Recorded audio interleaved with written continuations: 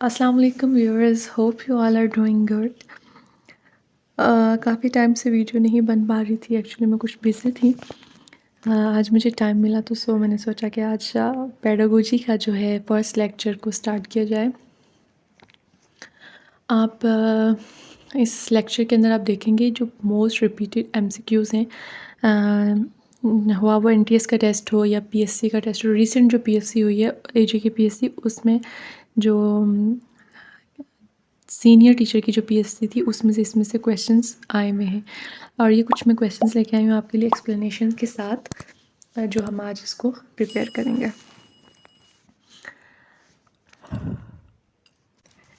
सबसे पहले हम देख लेते हैं कि पेडागोजी होता क्या है। Pedagogy is the combination of teaching method, what instructors do, learning activities, what instructor ask their student to do, and learning assessment, the assignments, project और task that measure student learning. Pedagogy जो है वो combination होता है teaching methods का। Teaching methods mean जो teachers करते हैं या जो वो यूज़ करके पढ़ाते हैं। लर्निंग एक्टिविटीज़ यानी कि जो टीचर हैं या जो इंस्ट्रक्टर हैं वो स्टूडेंट्स को करने के लिए कहते हैं। एंड लर्निंग असेसमेंट, और वो असेसमेंट जो जैसा कि असाइनमेंट्स, प्रोजेक्ट्स और टास्क वगैरह जो दिए जाते हैं स्टूडेंट को उनके लर्निंग को मेजर करने के लिए, तो इन सब का जो कॉम्बिनेशन होता है वो आपके पास होता है पेडागोजी। तो होप सो कि आपको क्लियर हो गया होगा कि pedagogy is a combination of teaching methods, learning activities and learning assessments. हमारा फर्स्ट क्वेश्चन है, the idea of pragmatism in educational philosophy tells that education should be about virtue, obedience, life and growth, shaping good citizen। यानी कि जो pragmatism का idea है educational philosophy के अंदर, उसमें जो है एजुकेशन किस के मुतालिक होनी चाहिए। विर्चू के लिए होनी चाहिए, ओबीडियंस के लिए होनी चाहिए, लाइफ एंड ग्रोथ के लिए होनी चाहिए, शेपिंग गुड सिटीजन के लिए होनी चाहिए। यहाँ पे प्रैग्मेटिज्म क्या चीज़ होती है? अब प्रैग्मेटिज्म जो है वो एक एजुकेशनल फ़िलॉसफी है जो ये कहती है कि एजुकेशन जो है वो इंसान की ज़िंदगी और उसकी जो ग्रोथ है उसके मुतालिक होनी चाहिए। तो इससे हमारा जो ट्रू ऑप्शन है वो है सी, लाइफ एंड ग्रोथ। नेक्स्ट है, an aspect of pragmatism in experimental learning that says education should come through experience, practice, knowledge, observation. यानी कि प्रैग्मेटिज्म के नुक्ता नज़र से अगर देखा जाए तो जो तजर्बाती जो हम सीखते हैं तो उसके मुताबिक एजुकेशन जो है वो कहाँ से आती है? क्या वो एक्सपीरियंस से आती है, वो प्रैक्टिस से आती है, वो नॉलेज से आती है या वो ऑब्जर्वेशन से आती है? तो इसका जो आंसर है कि वो आती है एक्सपीरियंस से, option A. Progressivism believes that children learn in an community, competition, isolation, close environment. यानी कि प्रोग्रेसिविज्म जो है वो इस बात पे यकीन करती है कि जो बच्चे हैं वो क्या कम्युनिटी में सीखेंगे, या उन्हें मुकाबला कराया जाए तो उसमें सीखेंगे, या उन्हें अकेला छोड़ दिया जाए तो उसमें सीखेंगे, या एक क्लोज एनवायरनमेंट उन्हें प्रोवाइड किया जाए तो वो उसमें सीखेंगे। तो जो प्रोग्रेसिविज्म है वो ये चीज़ है कि ये आपके पास एक एजुकेशन मूवमेंट है जो कि हमें ये बताती है, जो कि इस पे ज़्यादा फोकस करती है कि वैल्यू टू एक्सपीरियंस, यानी कि ये एक्सपीरियंस पे ज़्यादा तवज्जो देती है रेदर देन फॉर्मल लर्निंग। यानी जो हम फॉर्मली जो चीज़ें सीखते हैं उससे जो है ये ज़्यादा जो एक्सपीरियंस जो है उसके ऊपर फोकस करती है। तो यहाँ पे इसके मुताबिक जो कम्युनिटी है उसमें उसमें जो बच्चा है वो ज़्यादा सीखेगा according to progressivism. Next question number 4, the truth of the conclusion of an inductive argument is.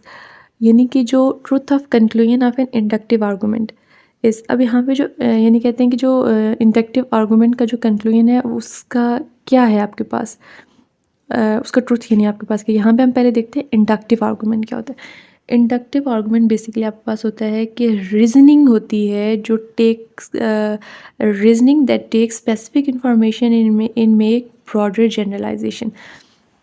यानी एक रीज़न होती है, ठीक है, जो कि हम कुछ स्पेसिफिक इंफॉर्मेशन लेते हैं और हम उसके मुताबिक एक ब्रॉडर जनरलाइजेशन करते हैं। फॉर एग्ज़ाम्पल, यानी कि मैं यहाँ पे कहती हूँ कि हर दफ़ा जब मैं मूंगफली खाती हूँ तो मुझे खांसी आती है, ये है। और इससे मैं ये डिड्यूस करती हूँ कि यानी कि इसका मतलब है कि मुझे जो है वो पीनट से एलर्जी है, दैट्स वाई मुझे ये खांसी आती है। तो इट मीन्स कि ये है आपके पास इंडक्टिव आर्गूमेंट, ठीक है। अब इसके अंदर जो ऑप्शन है वो है सर्टेन, एक्सपीरियंस, ऑब्जर्वेशन या प्रोबेबल, यानी कि इसमें ऑप्शन इसका राइट है प्रोबेबल, ठीक है। इंडक्टिव आर्गूमेंट का जो कंक्लूजन होता है उसका जो यानी ट्रुथ है वो आपके पास मुमकिन होता है, यकीनी भी नहीं होता, एक्सपीरियंस ऑब्जर्वेशन कुछ नहीं होता इसमें, यानी कि मुमकिन आपके पास इसका जो है आंसर है प्रोबेबल।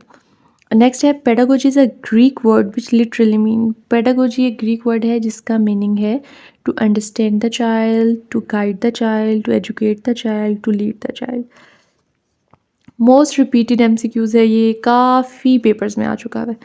तो इसका जो आंसर है वो है टू लीड द चाइल्ड, ठीक है। इसका जो लिटरली मीनिंग है ना वो है टू लीड द चाइल्ड, ठीक है।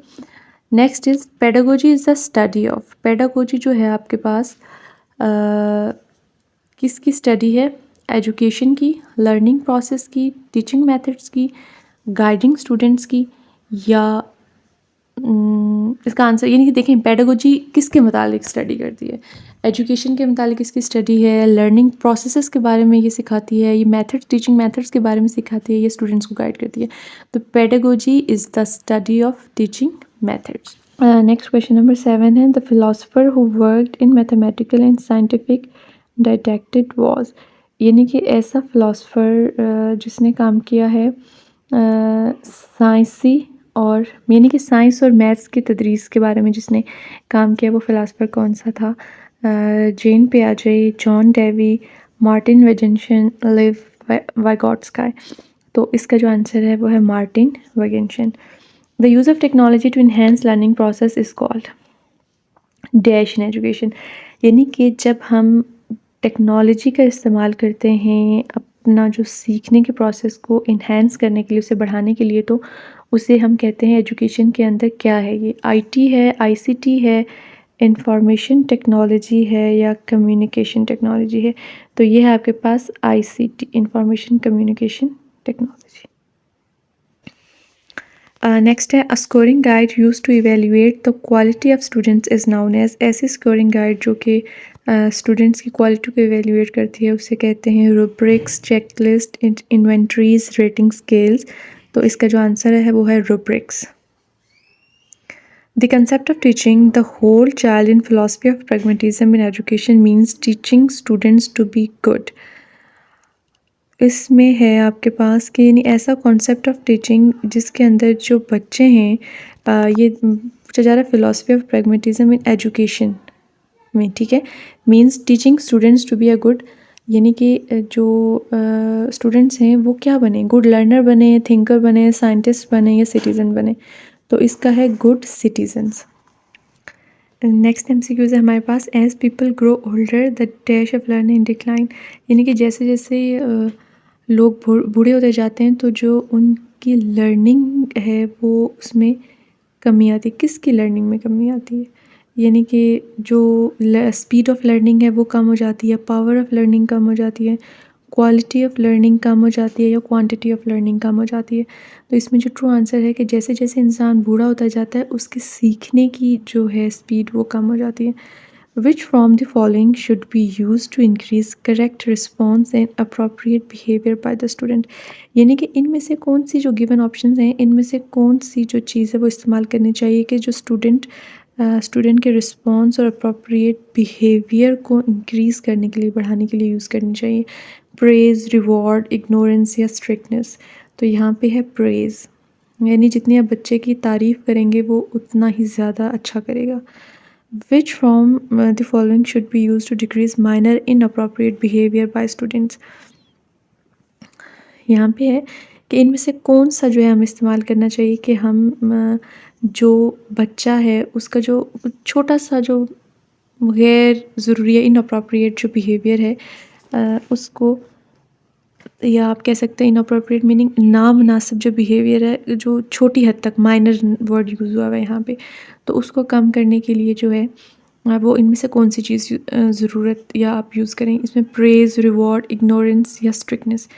यहाँ पे बात हो रही है माइनर की, ठीक है।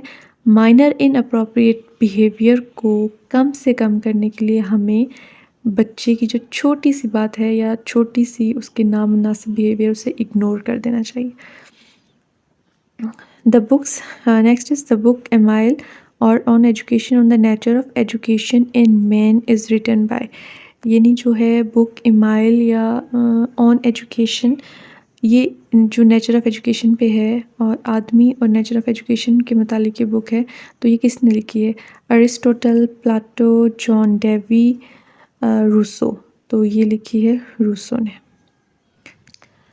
According to Emile, the noblest work in education is to make an good citizen, reasoning man, thinker, entrepreneur। यानी कि एमाइल के अकॉर्डिंग, एमाइल जो हमने ऊपर पढ़ा जो बुक थी जो कि रूसो ने लिखी है, तो इसमें जो education, noblest work in education है कि उसमें यानी कि क्या होना चाहिए? गुड सिटीज़न हो, यानी कि ये इसके मुताबिक जो है गुड सिटीज़न बनाए जाएं, रीजनिंग मैन बनाए जाएं, थिंकर बनाए जाएं, एंटरप्रेन्योर बनाए जाएं। तो इसका आंसर है बी, रीजनिंग मैन बनाए जाएं। What is mean by symposium in the academic world? Academic world के अंदर जो है सिम्पोजियम है उसका क्या मतलब है? लेक्चर, म्यूज़ियम, ट्रेनिंग या कॉन्फ्रेंस? सिम्पोजियम बेसिकली आपके पास होता है एक ग्रुप मीटिंग अगर है तो वो आपको सिम्पोजियम में जो है ना उसमें होगा। तो यहाँ पे जो इसका रिलेटेड वर्ड है वो है कॉन्फ्रेंस, यानी जो सिम्पोजियम है वो उसका मतलब है कॉन्फ्रेंस। ठीक है। According to Mark Smith the first step in curriculum development is, Mark Smith के मुताबिक जो पहला कदम है करिकुलम डेवलपमेंट में वो क्या है? Diagnosis of need, formulation of objective, selection of content, selection of learning experience. यानी कि जो मार्क स्मिथ था उसके मुताबिक जो करिकुलम डेवलपमेंट में जो पहला स्टेप है वो क्या होना चाहिए?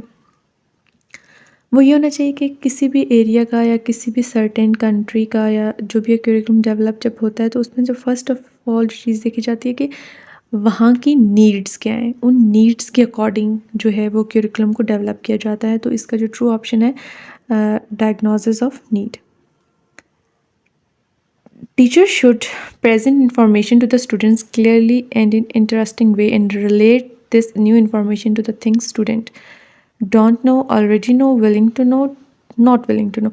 यानी कि टीचर्स जो हैं उन्हें अपनी इंफॉर्मेशन बच्चों के सामने प्रेजेंट करनी चाहिए, एक तो क्लियरली करें और एक इंटरेस्टिंग वे में करें और रिलेट करें। जो नई इन्फॉर्मेशन आप उनको दे रहे हैं वो किस चीज़ के साथ आप रिलेट करके दें, यानी वो चीज़ जो स्टूडेंट्स नहीं जानते, वो पहले से जानते हैं या जानना चाह रहे हैं या वो नहीं जानना चाह रहे। तो इसका जो ट्रू आंसर है वो ये है कि आपने उनको ये बताना है कि जो स्टूडेंट ऑलरेडी नो, यानी उससे रिलेट करके बताना है कि जो स्टूडेंट्स पहले से जान रहे होते हैं तो उसको वो जल्दी पिक करेंगे। According to John Dewey school is a dash institution and education is a dash process. यानी कि जॉन डेवी के मुताबिक स्कूल जो है वो एक सोशल इंस्टीट्यूशन है और एजुकेशन जो है वो एक सोशल प्रोसेस है। तो ट्रू ऑप्शन जो है यहाँ पे ए है। According to John Dewey school must prepare student for, यानी कि जॉन डेवी के मुताबिक जो स्कूल्स हैं वो बच्चों को प्रिपेयर करें किसके लिए? प्रेजेंट लाइफ के लिए, फ्यूचर लाइफ के लिए, रिसर्च के लिए, एंटरप्रेन्योरशिप के लिए। तो जॉन डेवी के मुताबिक जो है स्टूडेंट्स को हमें तैयार करना है उनकी प्रेजेंट लाइफ के लिए। Option A is true. Responses that produce a satisfying effect in a particular situation become dash to occur again in the situation। यानी कि रिस्पॉन्सेज जो हैं आपके जो प्रोड्यूस अ सेटिस्फाइंग इफ़ेक्ट, यानी रिस्पॉन्स जो आपके सेटिस्फाइंग इफ़ेक्ट प्रोड्यूस करते हैं एक पार्टिकुलर सिचुएशन के अंदर, तो वो होते हैं become dash to occur again in the situation. और वही सिचुएशन अगर दोबारा आती है तो वो किस तरह से? Not likely, equally likely, less likely, more likely. तो इसका ऑप्शन है D, more likely. Responses that produce a discomforting effect become dash to occur again in the situation. यानी कि ऐसे रिस्पॉन्सेज जो डिसकम्फर्ट इफ़ेक्ट प्रोड्यूस करते हैं, तो अगर वही सिचुएशन दोबारा अकर हो जाती है तो लेस लाइकली यानी वो उस तरह से इफ़ेक्ट करेंगे। ये था आपका आज का लेक्चर। ये बहुत इंपॉर्टेंट MCQs हैं। इस तरह के मैं फ़र्दर वीडियोस भी बनाऊंगी ताकि आपको जो है अच्छी प्रिपरेशन हो सके। इसके साथ आप ये वीडियो खुद भी देखें, दूसरों से भी शेयर करें ताकि उनको भी ये कुछ कॉन्सेप्ट्स जो मैंने दिए हैं वो क्लियर हों और उनको भी जो है ना पेपर्स की प्रिपरेशन में आसानी हो। तो होप सो कि आपको पसंद आए होंगे और लाइक कर दें, share and subscribe my YouTube channel. Stay tune, इंशाल्लाह मिलते हैं नेक्स्ट वीडियो में। टिल देन टेक केयर, अल्लाह हाफ़िज़।